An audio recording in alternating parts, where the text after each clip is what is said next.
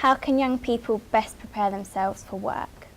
Well, I think with all types of work, and I'm representing the horticultural industry, food producing, plant producing industry, but with all types of work, I think it's very important that you have a very wide base of skills.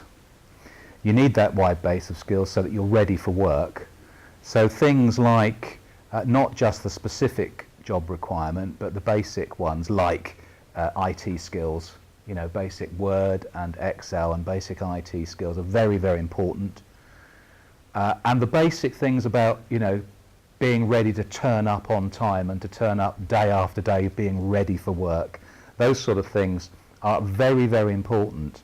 And employers look for that all the time, and that counts for a great deal. Of course, you know, being skilled and knowledgeable and knowing something about your subject is very important, but having those basic work readiness skills are very important.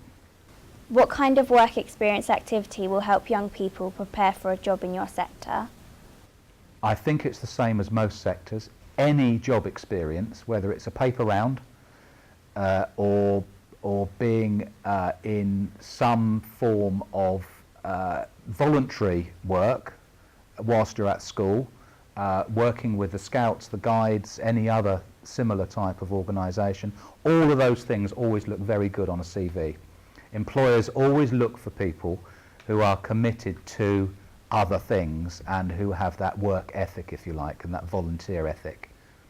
What does a typical day look like for someone in your position?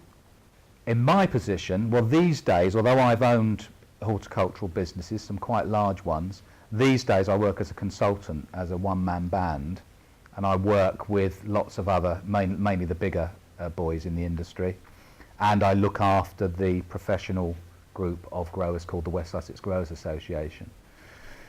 And as I said, that's over 7,000 people working in that sector.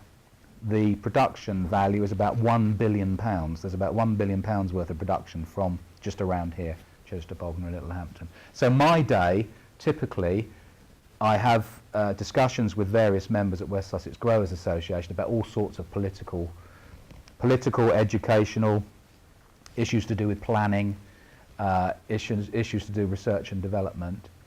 But then I also work as an independent business consultant for a lot of these companies. So I'll be working with directors about them trying to expand their businesses. Maybe they're trying to buy some land to build a new glass house, pack house, build some new facilities. Maybe there's a takeover going on between companies. So I tend to get involved in those sort of strategic issues.